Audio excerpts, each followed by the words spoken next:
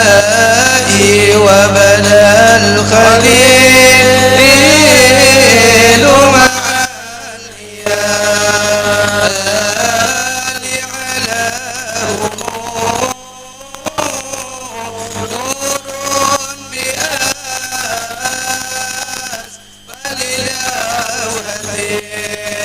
فللأوهدين حضراني يا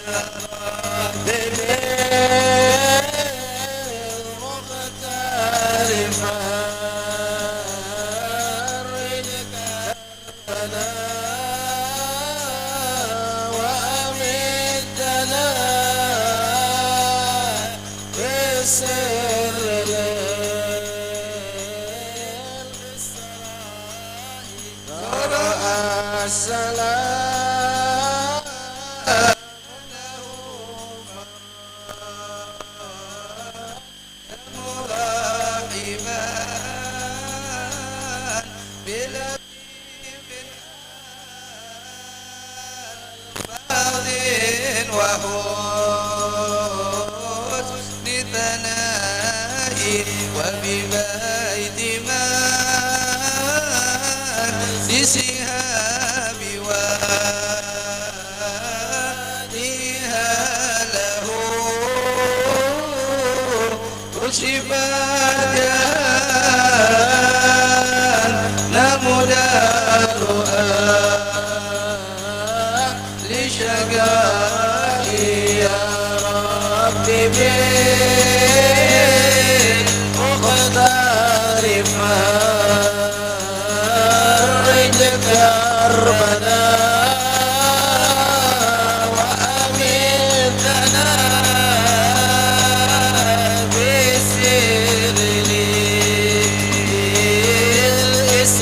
للإسراء برميك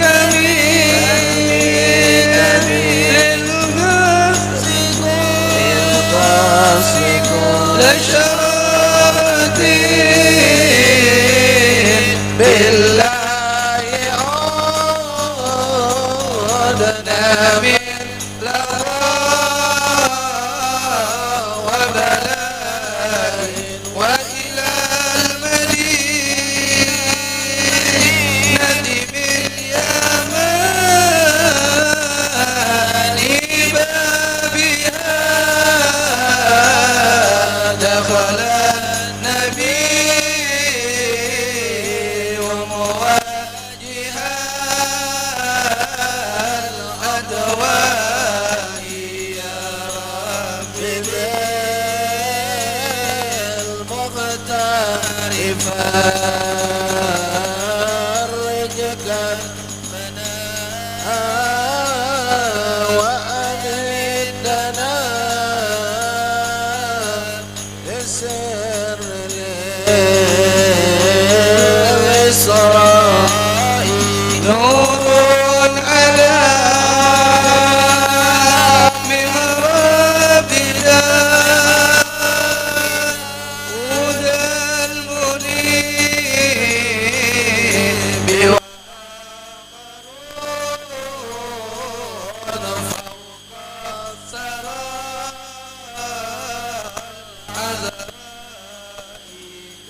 بالمسجد أقصى تتحية صلى وجبريل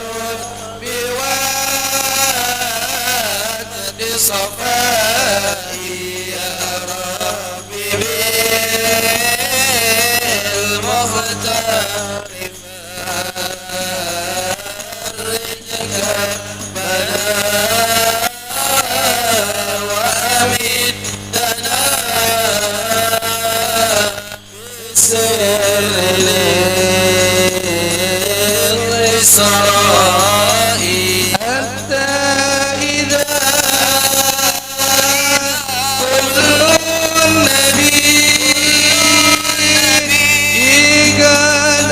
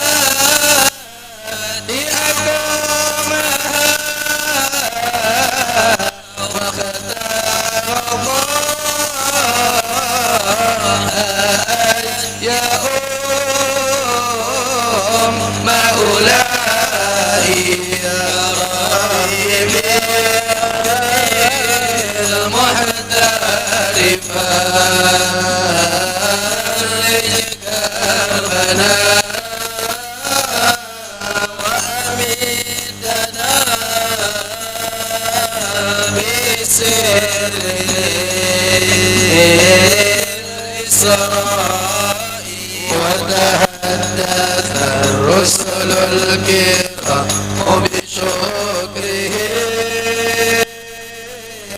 لله كم عدوا من النعماء يا ربي بالمحتار فرج كربنا وأميتنا بسر الإسراء وتكلم المحتار بينهم وقد ذكر الخصائص بعضها بثناء يا ربي بالمحتار فرج كربنا وأميتنا بسر الإسراء ورحمة للعالمين وخاتم وإلى الخلائق مرسل جمعاء يا ربي بالمحتار فرج كربنا وأميتنا بسر الإسراء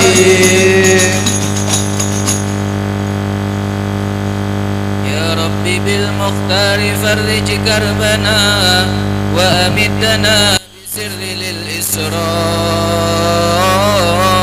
للإسراء والأمة الوسطى لأحمد فضلهم يربو على غير لهم وسواء وكتابه الفرقان تبيان لما قد كان من شيء من الأشياء وتذاكروا إذ ذاك فيما بينهم الساعة الحق على استخفاء سكتوا ولكن المسيح أبان عن بعض لأشراط لها بجلاء وتكلم المختار قال بعثت والساعة كهاتين مع الإيماء قد حان من عسل ومن لبن له مما به من عطشة وظماء فأصاب من عسل قليلا وارتوى من كأس در وهو خير غذاء وأتي بمعراج ليرقى صاعدا نحو السماء بهمة قعساء لاقى من الترحيب والتأنيس من رسل وأملاك بكل سماء في أولي كان اللقاء بآدم ولديه أسودة بلا إحصاء ورأى الخليل بسابع أوصى بإكثار غراس الجنة الغناء في بيتها المعمور صلى معه أرواح أمته ببيض كساء وأتى إلى ملأ هو الأعلى فجبريل كحلس قد بلي للراء وعلى لسدرة منتهى العظمى التي جلت عن الأوصاف للبلغاء من عسجد أوراقها ولورقة منها تذل الخلق باستيفاء أمثال غربان العضاه ملائك لم يسأموا التسبيح صبح مساء تأويلها أرواح أمة أحمد ماتوا على الإسلام في السعداء من أصلها تنساب أربع أنهر نهر لخمر ثم نهر الماء وبثالث لبن يسوغ لشارب وبرابع عسل ذهاب صفاء والكوثر الموعود موردنا غدا ينساب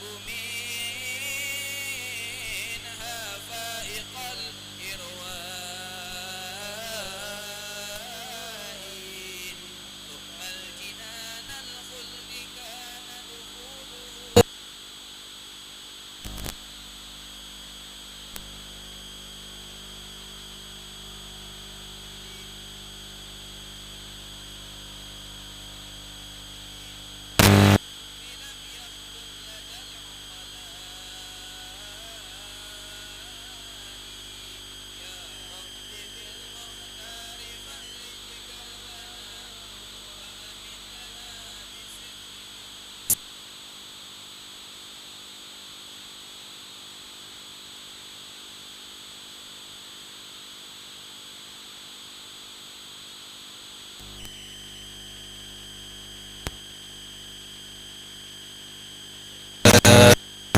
بسر للإسراء يا ربي بالمحتار فرج كربنا وأميتنا بسر للإسراء فبيوتها من لؤلؤ وترابها مسك يؤثر أبعد الأنحاء وتفتحت أبواب نيران له فبداه خازنها تحية جائي يا ربي بالمحتار فرج كربنا وأميتنا بسر للإسراء لم يبتسم قط بطول حياته وعبوسه بلوى على السجناء للمستوى رقي النبي وقد صلى لصريف ألام بكل قضاء يا ربي بالمحتار فرج كربنا وأميتنا بسر للإسراء وهنا أجل حوادث المعراج إذ نال قربا ليس للنظراء جبريل قال مقامي حتى ها هنا هم فرقا في أمن من الأسواء يا ربي بالمحتار فرج كربنا وأميتنا بسر للإسراء وبحجب أنوار الجلال يخوض متجها لهدرة ألطف اللطفاء فدنا الحبيب كقاب قوسين وخار إلى السجود بذلة ورجاء يا ربي بالمحتار فرج كربنا وأمتنا بسر للإسراء ورأى الإله فيا لها من نعمات خصت السر للإسراء هل تعطى واشفع لنا رد شفاعة معنى الخطاب بلسيد الشفعاء يا ربي بالمختار فرج كربنا وأميتنا بسر للإسراء يا ربي قد أعطيت رسلك رفعة وخصائصا من أعظم النعماء يا ربي بالمحتار فرج كربنا وأميتنا بسر للإسراء يا ربي بالمختار فرج كربنا وأمتنا بسر للإسراء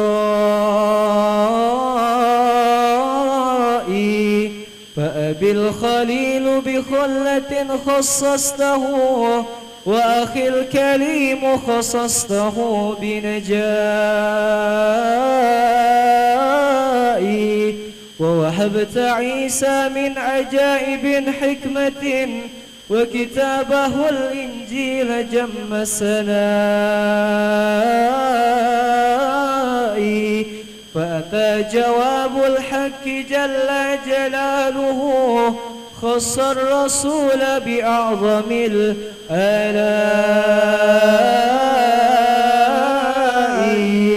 جعل النبي حبيبه وصفيه وحباه سابع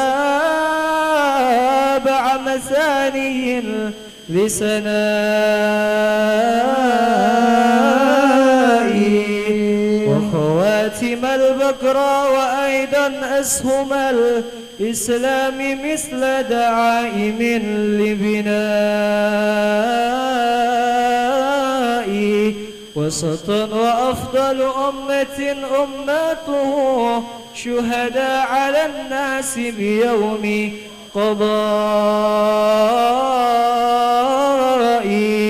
وقضى بفرض الخمس لكن أجرها 50 تخفيفا على الضعفاء ثم النزول من السماء مودعا ممن بها بتحية ودعاء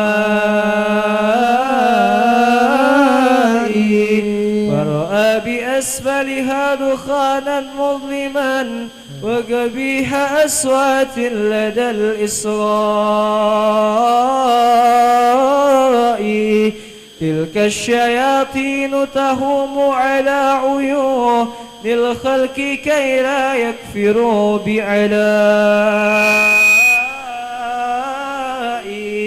قص النبي على قريش صبحه مصراه حول البيت بالبطحاء المسجد الأقصى لهم أرافه وعديد أبواب له بوفائي. وأضاف أني قد مررت بعيركم فأتتك كما قال من الروحاء.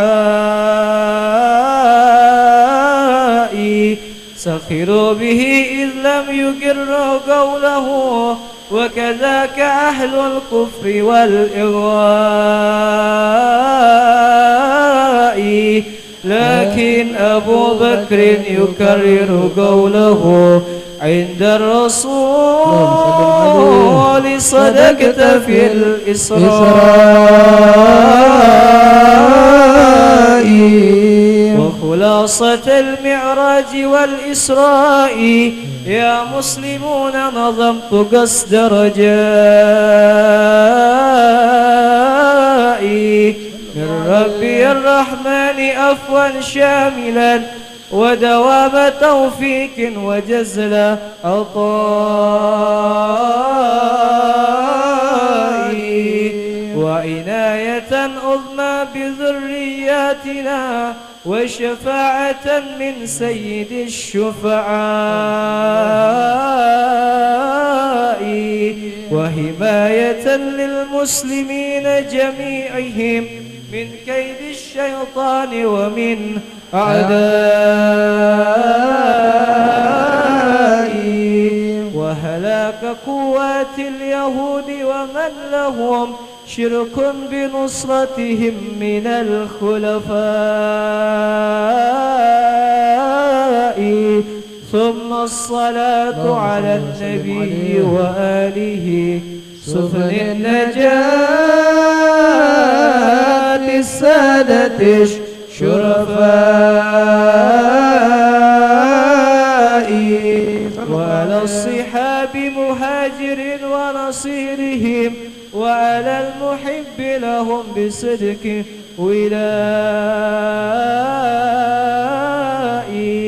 يا ربي بالمختار فرج كربنا وأمدنا بسر الإسراء. ليلا سارى وأما ليلا سارى وأما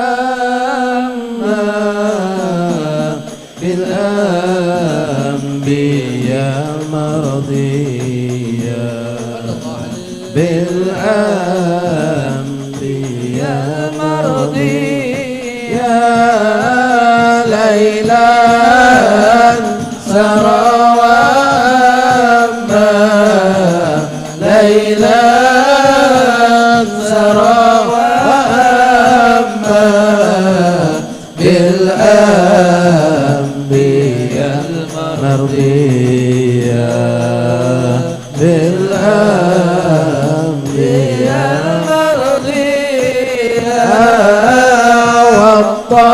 والطالب رأى المطلوب في حضرة القدسية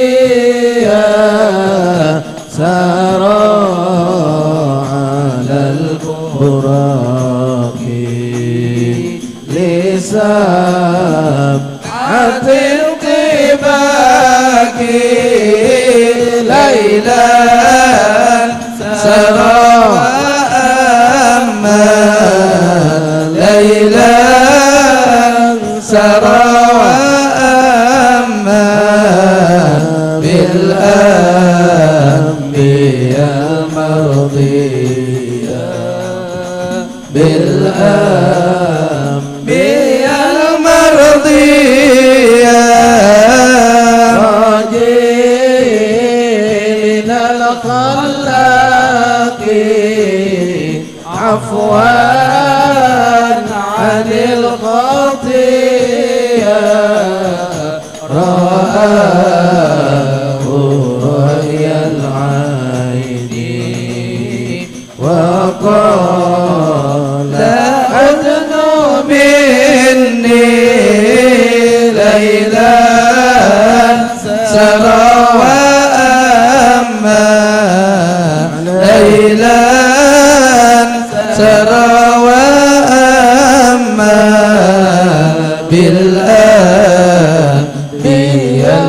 المرضية بالأنبياء المرضية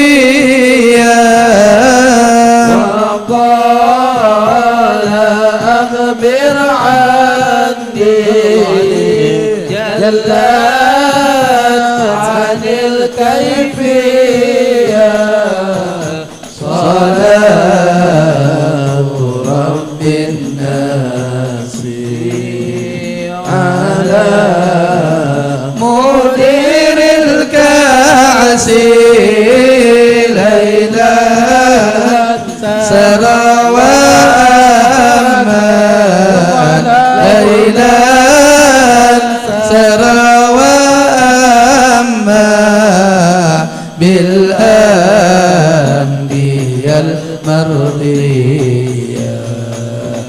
بالأنبياء المرضية صلاة رب الناس على مدير الكأس في حضرة الإناس والآل والذرية ليلا سرى وأما ليلا سرى وأما بالأنبياء المرضية بالأنبياء المرضية اللهم صل وسلم وبارك عليه وعلى آله. Masyaallah, ikhwan rahimakumullah. Kita kumpulkan lagi kitabnya, lembarannya sembari menjawab azan. Setelah selesai azan, minta kepada guru kita Al-Habib Syauzi bin Abdullah Al-Kam untuk membacakan doa. إن الله وملائكته يصلون على النبي يا أيها الذين آمنوا صلوا عليه وسلموا تسليما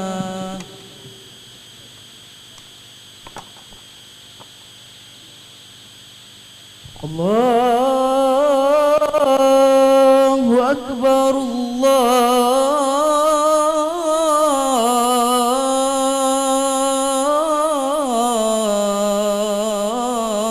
الله أكبر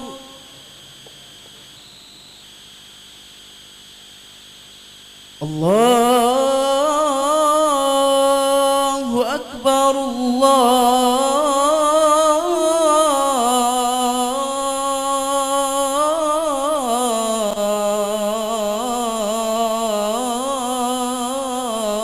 الله أكبر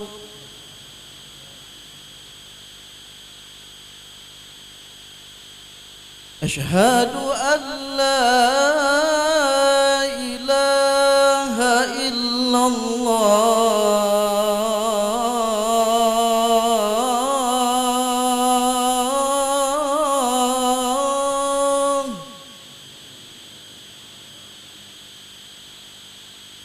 أشهد أن لا إله إلا الله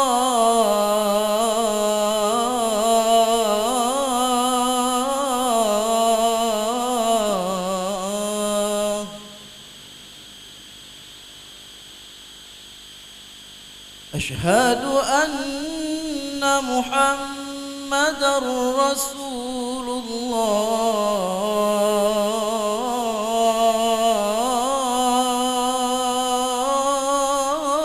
الله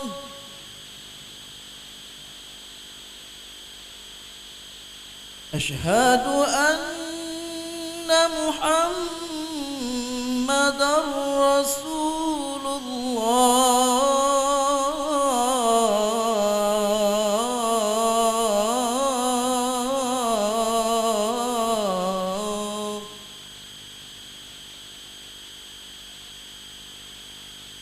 حي على الصلاة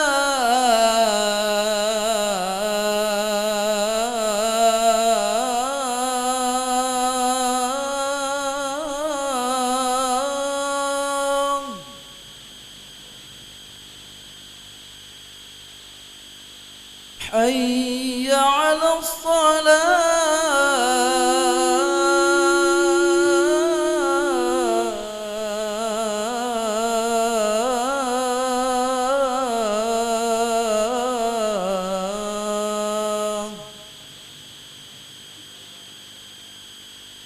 حي على الفلاح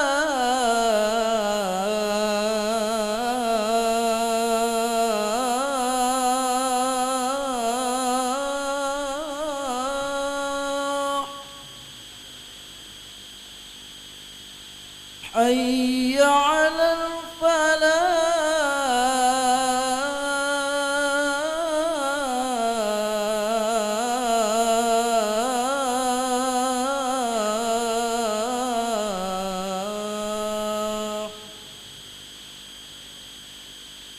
الله أكبر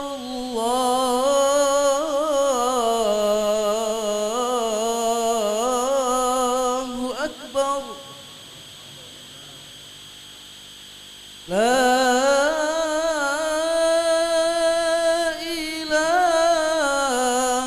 إلا الله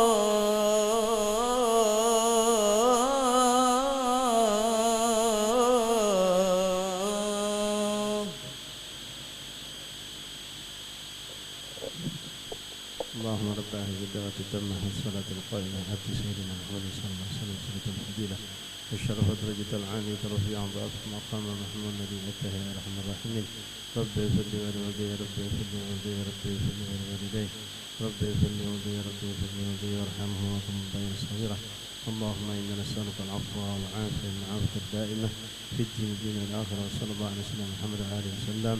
الحمد لله رب العالمين. Masyaallah hadirin rahimakumullah.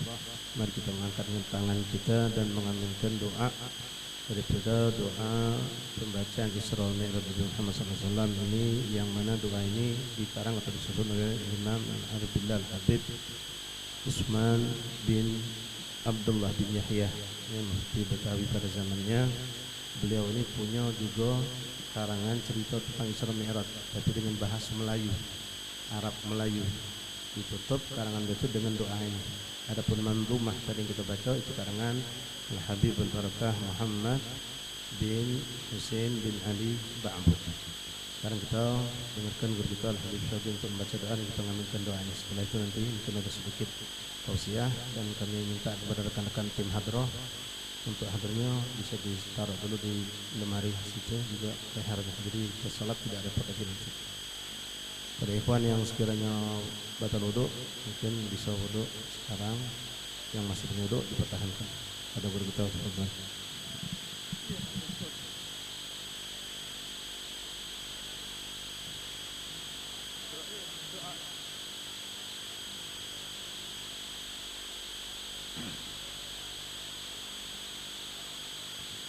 Astaghfirullah. Alhamdulillahi rabbil alamin wal aqibatu lil muttaqin wassalatu wassalam ala sayyidina Muhammadin wa ala alihi wa ashabihi ajma'in. Allahumma inna qad hadarna qissata mi'raj nabiyyikal karim wa rasulikal mubarakil azim. فاقضي علينا ببركته لباس العز والتكريم واسكننا بجواره في دار النعيم ونعمنا في الجنة بالمقيم. اللهم إنا نسألك بجاه النبي المصطفى وآله وأصحابه أهل الصدق والوفاء أن تكون لنا معينا وشفيعا وبوئنا من الجنة غرفا وارزقنا بجاهه عندك قبولا وعزا وشرفا. اللهم إنا نتوسل إليك بنبيك المختار وآله الأطهار والسادات الأبرار أن تكفر عنا الذنوب والأوزار يا الله يا عزيز يا جبار، واحرسنا من جميع المحاسد والمفاسد والمكاره والمخاوف والأخطار، واجمع بيننا وبينه في دار القرار، وتقبل منا ما قدمناه من يسير أعمالنا في الإعلان والإسرار، وارحمنا برحمتك واغفر لنا فإنك أنت الغفور الغفار. اللهم إنا نعوذ بك من الهم والغم ومن الجهل والكسل والحزن ومن العجز ومن الجبن والبخل، ونعوذ بك من غلبة الدين وقهر الرجال. اللهم تقبل شفاعة سيدنا محمد الكبرى، وارفع درجته العليا، واعطه سؤله في الآخرة والأولى كما أتيت إبراهيم وموسى. اللهم اجعل سيدنا محمدا من أكرم عبادك عليك كرامة، ومن أرفعهم عندك درجة، ومن أعظمهم خطرا، ومن أمكنهم شفاعة. اللهم أتبعه من أمتي وذرياته ما تقر به عينه، واجزه عنا خير ما جزيت نبيا عن أمته، واجز الأنبياء والمرسلين كلهم خيرا. وصل وسلم على سيدنا محمد وآدم ونوح وإبراهيم وموسى وعيسى وبينهم من الأنبياء والمرسلين، صلاة وسلاما دائمين إلى يوم الدين. اللهم اغفر لنا ولوالدينا ولمشايخنا في الدين، ولمن حضر ولمن غاب عنا من المسلمين أجمعين، ولمن أوصانا وأوصيناه بالدعاء.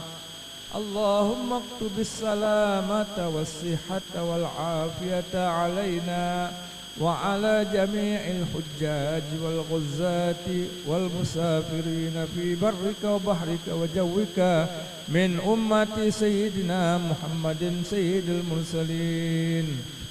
اللهم طهر قلوبنا من الرجس الحسي والمعنوي والأدنس، وأعذنا من شر الجنة والناس.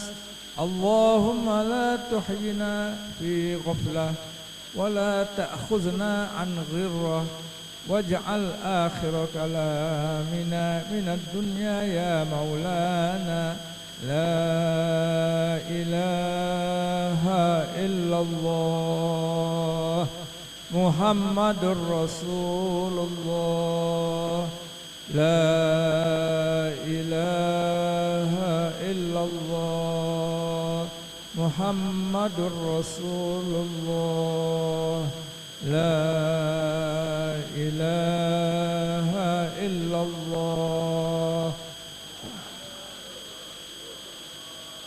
صلى الله عليه وسلم. اللهم انفعنا بها يوم لا ينفع مال ولا بنون إلا من أتى الله بقلب سليم. وأفضل الصلاة وأزكى التسليم على سيدنا محمد خاتم الأنبياء والمرسلين وعلى آله وصحبه أجمعين.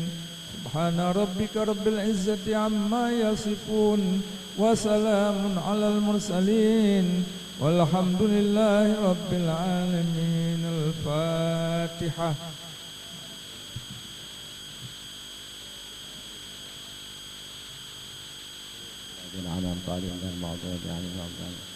بسم الله الرحمن الرحيم. اللهم صل وسلم على سيدنا محمد وعلى آل سيدنا محمد.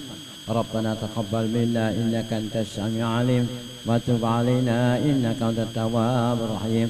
ربنا آتنا في الدنيا حسنة وفي الآخرة حسنة وقنا عذاب النار. وصلى الله على سيدنا محمد وعلى آله وصحبه وسلم والحمد لله رب العالمين. الحمد لله.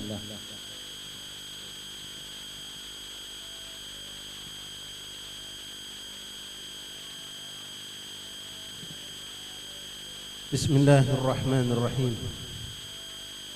بسم الله والحمد لله والصلاة والسلام على رسول الله سيدنا مولانا محمد بن عبد الله وعلى آله وصحبه ومن والاه. رب اشرح لي صدري ويسر لي أمري واحلل عقدة من لساني يفقهوا قولي. رب زدنا علما ويقينا وارزقنا فهما. اللهم ارزقنا فهم النبيين وحفظ المرسلين وإلهامك إلهام الملائكة المقربين. سبحانك لا علم لنا إلا ما علمتنا إنك أنت العليم الحكيم. وتب علينا يا رب إنك أنت التواب الرحيم. اغفر لنا وارحمنا وأنت خير الراحمين. انصرنا على القوم الكافرين برحمتك يا أرحم الراحمين. معاشر الحبائب, معاشر الإخوان, hadirin jamaah majlis ta'lim, jamaah majlis peringatan Isra wal Mi'raj Nabi Muhammad rahimani rahimakumullah. Assalamualaikum warahmatullahi wabarakatuh. Alhamdulillah, alhamdulillah, alhamdulillah, lakal hamdu syukra ya Rabbana. Bersyukur kepada Allah Subhanahu wa taala di malam yang ke-24 daripada malam bulan Rajab kita kembali dikumpulkan Allah Subhanahu wa taala di musala yang penuh berkah ini, yang biasa senantiasa setiap ba'dal maghrib Lailatul Arbi'a malam Rabu kita dikumpulkan Allah dalam majlis ta'lim. Dan malam hari ini kita sedikit merubah warna majlis kita dengan mengadakan perangatan perayaan daripada Isra wal Mi'raj Nabi Muhammad SAW, yang mana insyaallah kita seyakin-yakinnya dengan apa yang kita lakukan pada malam hari ini Allah melimpahkan seluas-luasnya maghfirah untuk kita, rahmat untuk kita, dan mudah-mudahan derajat kita pun diangkat tinggi di sisi Allah Subhanahu wa taala sebagaimana Allah telah mengangkat derajat setinggi-tingginya derajat baginda Rasulullah lewat peristiwa Isra wal Mi'raj, dan Allah tunjukkan itu semua kepada semua makhluk Allah. Derajat yang tidak pernah dicapai oleh siapapun daripada makhluk Allah, mencapai secara kedudukan hissi wal ma'nawi. Secara hissi derajat yang memang Nabi dengan jasad dan rohnya mencapai tempat yang ditempatkan Allah di atas langit 7 yang bernama Sidratul Muntaha, yang tidak pernah dicapai oleh siapapun makhluk Allah, bahkan Jibril alaihissalam sekalipun. Dan secara maknawi derajat Rasulullah SAW, beliau adalah pemimpin dari semua nabi-nabi dan rasul-rasulnya Allah Subhanahu wa taala, yang itu pun telah Allah tunjukkan di antaranya lewat peristiwa Isra wal Mi'raj Nabi Muhammad sallallahu alaihi wasallam. Tadi kita baca mandhumah, di situ diceritakan bagaimana Rasulullah SAW ditunggu, dinanti-nanti oleh semua para anbiya ur rasul, yang mereka dikumpulkan Allah di Masjidil Aqsa menunggu kedatangan beliau Rasulullah bersama Jibril dengan mengendarai kendaraan burak. Datang Rasulullah, semua mereka berdiri dan mengucapkan salam penghormatan kepada baginda Rasulullah, dan mereka berebut untuk menyampaikan ucapan tersebut kepada baginda Rasulullah sallallahu alaihi wasallam. Wa huwa Rasulullah sayyidul, beliau pemimpin Nabi dan Rasul. Dengan tawaduknya beliau turun dari kendaraan burak tersebut, berjalan dengan menunduk di hadapan semua Nabi dan Rasul, dan tak terhinggah dari jumlah para malaikat Allah. Lalu disitulah Allah ingin menunjukkan pula kepada mereka semua. Datang perintah dari Allah untuk solat. Jibril pun mengumandangkan azan. Dalam makna itu isyarat untuk solat. Berbaris mereka semua, lalu dipilihlah untuk satu orang menjadi imam. Dan tidak ada satu pun makhluk yang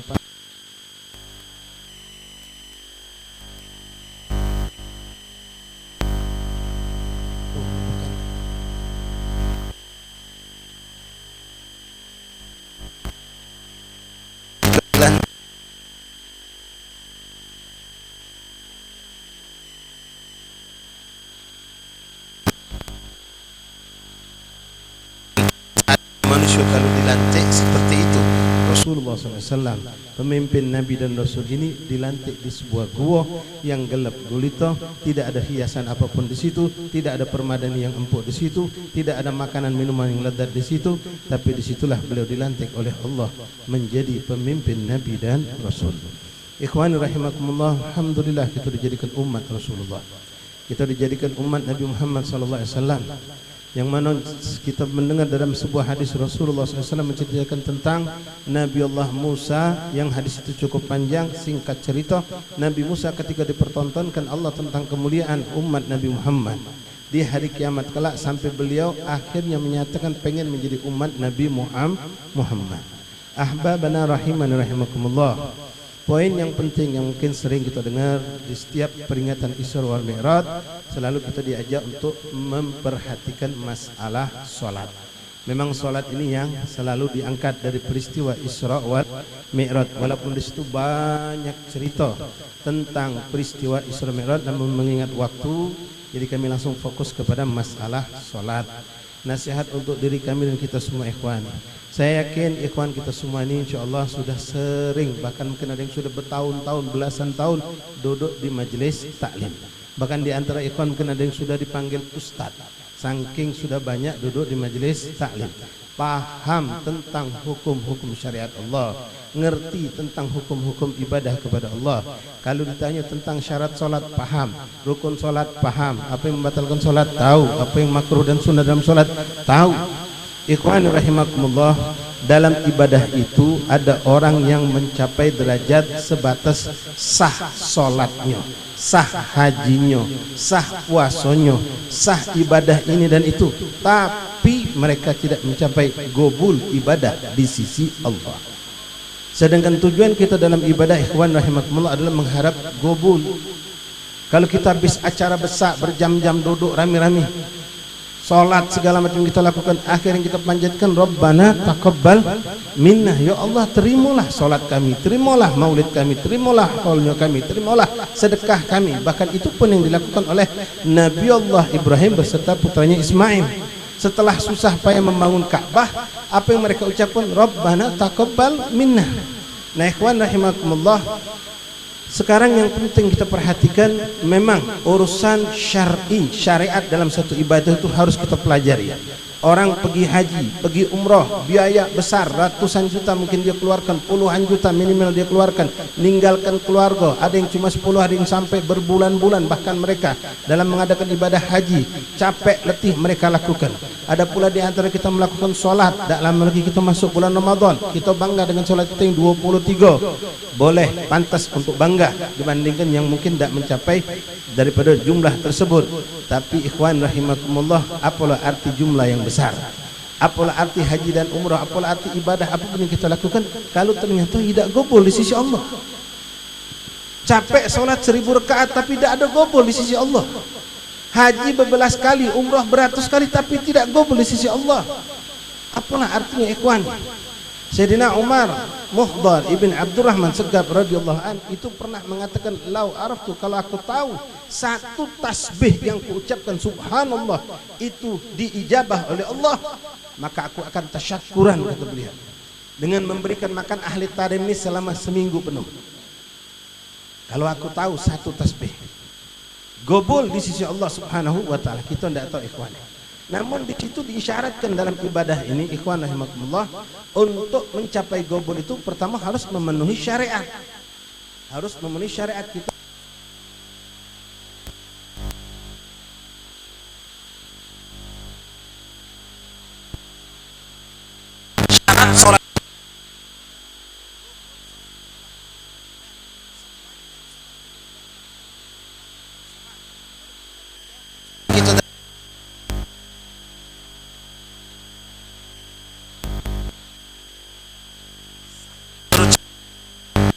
Tapi sekali lagi ikhwan, tidak sebatas sah yang kita harapkan.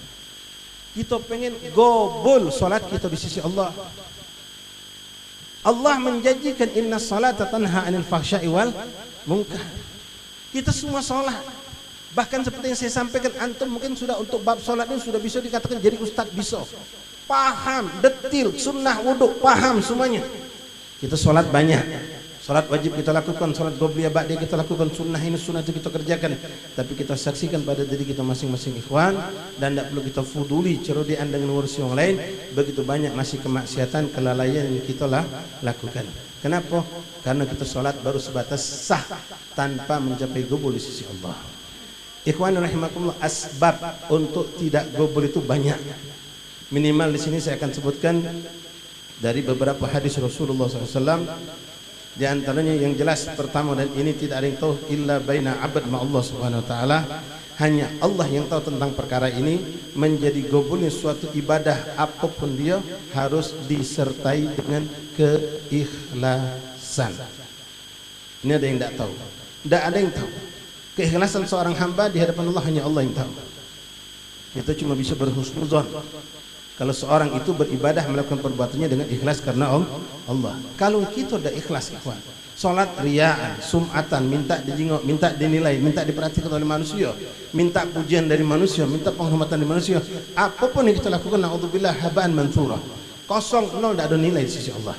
Bahkan kelak ibadah kita itu akan dilemparkan ke muka kita di akhirat oleh Allah. Dan Allah akan suruh kita, embeklah kau daripada ajar ganjaran dari orang yang dulu kau berbuat untuk mereka. Kita tengok kawan, ya, salat kita baguskan. Di akhirat amal kita akan dilemparkan ke wajah kita, dan Allah perintahkan, embeklah ganjaran kau sama manusia yang kau dulu kau berbuat karena mereka. Na'udzubillah min dzalik. Kemudian faktor kedua yang sering kami sampaikan karena saya pandang ini sangat penting, ikhwan.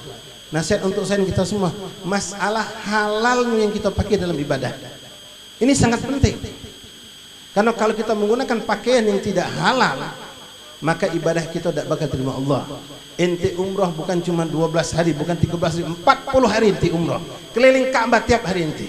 Tapi yang kita pakai dalam ibadah umrah ataupun haji atau apapun ibadah tersebut bukan dari yang halal, maka tidak akan diterima oleh Allah. Ingat yang sering kita dengar dari guru kita, kami pun sering menasihati diri kami dan untuk antum semua ikhwani.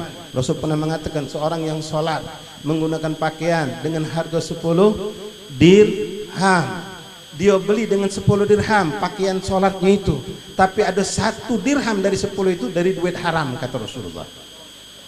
Dia beli 9 duit halal, 1 dirham duit haram, dicampurnya, dibelikannya pakaian untuk sholat, lalu dia kenakan pakaian itu menghadap Allah. Lam yatakabbalallah sholatahu, Allah tidak terima sholat hamba itu. Ini kalau cuma 1 dirham, bagaimana kalau na'udzubillah semuanya kita dapatkan lewat haram. Na'udzubillah min dzalik. Perhatikan ikhwan, tanggung jawab kita terhadap anak istri kita, yang mereka kita yang memberikan pakaian sholat mereka, sejadah yang kita berikan itu dari duit kita, kita berikan pakaian mengkena telkung dari duit kita, pastikan halal, bahkan pastikan kalau bisa mencapai halal dan thayyibah mubarakah. Kemudian ikhwan, dalam sebuah hadis Rasulullah sallallahu alaihi wasallam, Rasul mengatakan thalathatun la tarfa'u salatuhu illa fawqa shibr. Ada 3 kelompok manusia yang tidak diangkat salatnya oleh Allah, artinya tidak diijabah, tidak gobul ibadah salatnya kecuali cuma sejengkal di atas kepala. Illa fawqa shibr, cuma sejengkal pojok kepala, tidak naik ke langitnya Allah, tidak diterima oleh Allah. Itu cuma kiasan. Siapa 3 kelompok itu? Yang pertama disebut Rasulullah, rajulani mutakhasiman, orang yang musuh-musuhan, orang yang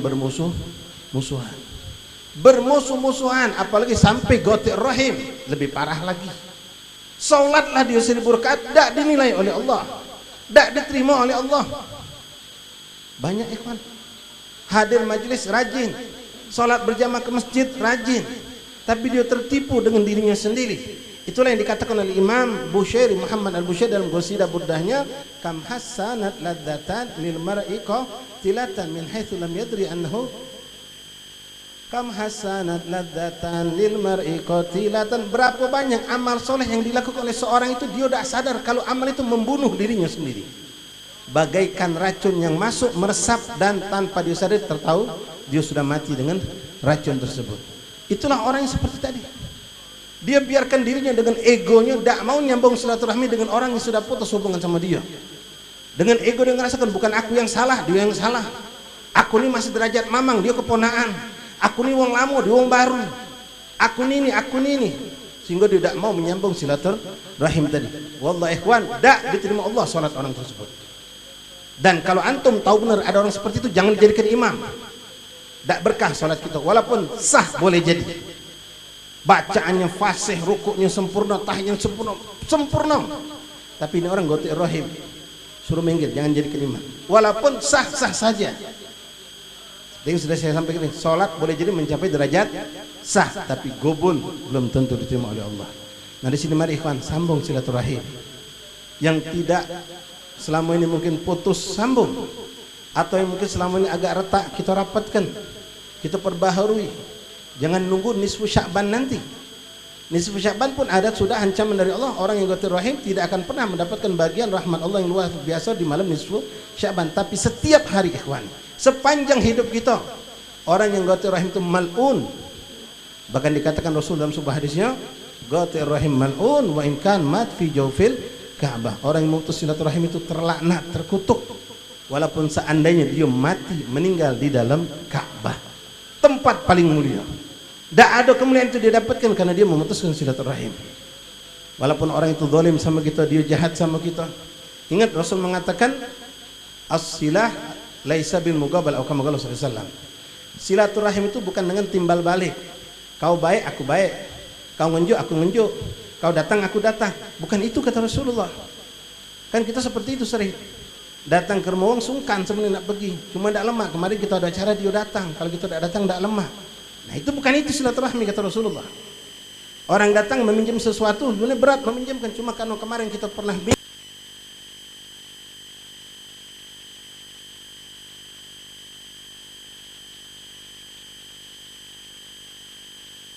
sambung silaturahim orang yang memutuskan silaturahim sama kau. Wa'ti man mana'ak, berikan orang yang tidak mau memberi kepadamu kata Rasulullah. Wa'fu man dhalamak, maafkan orang yang berbuat zalim. Kemudian yang kedua dari 3 perkara tadi ikhwan, ingatkan istri kita, ingatkan anak-anak kita yang sudah menikah, yang punya suami. Rasul mengatakan yang kedua, yang salatnya tidak diterima Allah cuma sejengkal pojok kepala, wa mra'atin batat wa zawjuha anha sakhit. Perempuan yang melewati malam harinya sementara dia dalam keadaan dimurkai oleh suaminya. Ya dimurkai tentu dengan kacamata syariat. Karena dia tidak nurut, karena dia tekak, karena dia banyak kendak, karena dia mendesak suaminya, golil adab, kasar dan seterusnya. Sehingga suaminya ngerasa sakit hati, jengkel dan tidak memberikan ridho. Salatlah tu perempuan 1000 rakaat. Tegaklah dia berjam-jam dengan salatnya. Hafallah dia Quran, membaca Quran 30 juz barangkali tidak diterima Allah. Walaupun suaminya bukan seorang ahli ibadah, bukan orang alim, orang biasa. Karena kedudukan suami itu tinggi di sisi Allah Subhanahu wa taala. Ingatkan kita punya dulur ikhwan. Jangan sampai kita punya dulur naudzubillah min dzalik, salatnya ibadahnya tidak diterima Allah gara-gara dia suka memberikan sikap yang membuat suaminya kesal, jengkel. Ya, sampai dia tidak ridho naudzubillah. Yang ketiga, mungkin sebagian kita mendapatkan ini, sebagian mungkin tidak. Rajulun ya'umul qaum wa hum anhu sakhit. Seorang yang memimpin satu kelompok manusia tapi yang dipimpinnya tidak demen sama dia.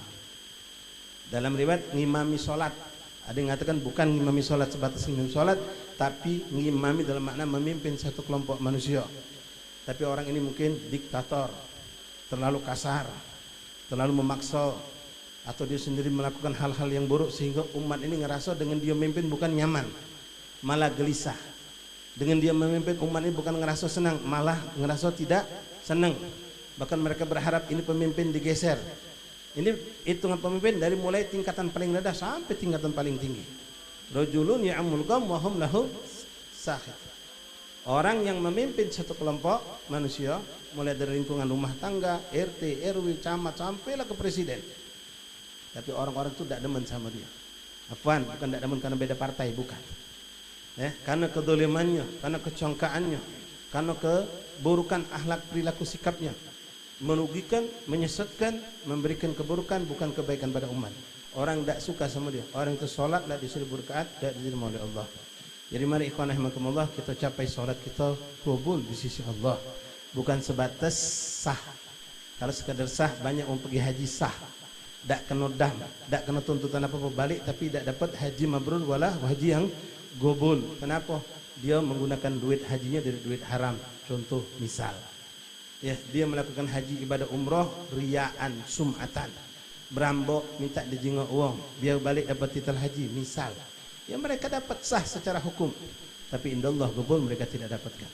Sementara kita berharap ibadah kita sekecil apapun, sedekah 1 rupiah yang kita keluarkan pengennya gobol, apalagi 1 miliar yang kita sedekahkan kalau tidak ada gobol dari sisi Allah Subhanahu wa taala. Mari kita perhatikan faktor-faktor ini, ikhwan.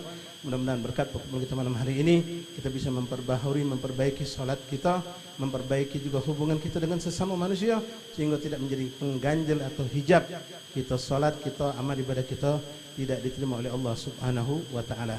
Kami mewakili para habaib masyarakat Kampung Maro khususan yang pengurus mushola ini mengucapkan ribuan terima kasih kepada para habaib, para syiban, guru kita Ustaz Syafi dan para tuan-tuan lainnya, sahabat lainnya yang telah hadir pada malam hari ini, dan juga tim hadrah jazakumullah khair, panitia Isra Mi'raj daripada Irtibat ya, para alumni Pondok Pesantren Lubatul Muhibbin. Terima kasih banyak, dan semua ikhwan yang telah membantu mensukseskan acara malam ini. Kami ucapkan jazakumullah khair jazak wa barakallahu fikum.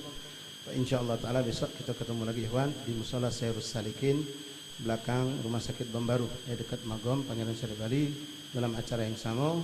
Dan malam Jumat insyaallah kita ketemu berkumpul di Rubatul Muhibbin Lebak Muni Sakoh insyaallah taala.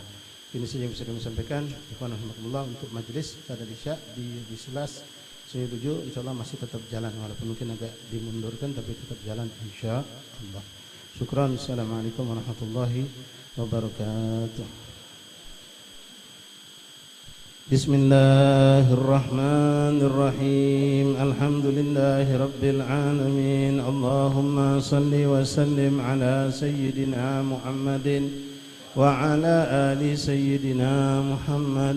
Ya Rabbana i'tarafna bi annana wa annana asrafna ala ladah fatub alaina taubah taghsil likulli haubah wastur lana al-awrati wa aminir rawati waghfir liwalidina rabbi wal ahli wal ikhwani wasairil khillani wa kullu dhi mahabbah aw jiratin aw suhbah wal muslimina ajma amin ya rabbi fadlan wajudan manna la biktisabin minna bil mustafa ar-rasuli nahda bikulli salla wa sallam alayhi addal habbi wa sahbihi idada tuhsi sahbihi walham bil bad'i wat fatih bil qubur rasulullah wa rasul badr sallallahu alaihi wasallam wa rasul sallallahu alaihi wasallam wa fadhurun wa nastariyun yakshuf qurumna wa yashfi mardana wa la rasul madrin hadal quttas فينا شفيع سبحانه جل وعلا ولا علمه وإلحام لنا سلاج من الرزق وتقم استقامة واختم لنا الخاتمة في خير العافية إلى حضرة النبي. فاتحة. أعوذ بالله من الشيطان الرجيم. بسم الله الرحمن الرحيم. الحمد لله رب العالمين الرحمن الرحيم مالك يوم الدين إياك نعبد وإياك نستعين اهدنا الصراط المستقيم صراط الذين أنعمت عليهم غير المغضوب عليهم ولا الضالين.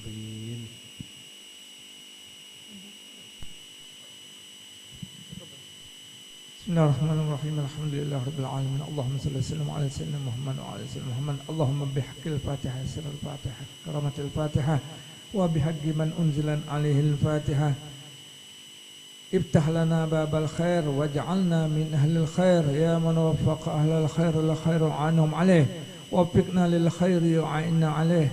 Rabbana taqabbal minna innaka antas samiul alim wa tub alaina innaka antat tawwabur rahim. Da'wahum fiha subhanakallahumma wa tahiyyatuhum fiha salam wa akhiru da'wahum anil hamdulillahi rabbil alamin.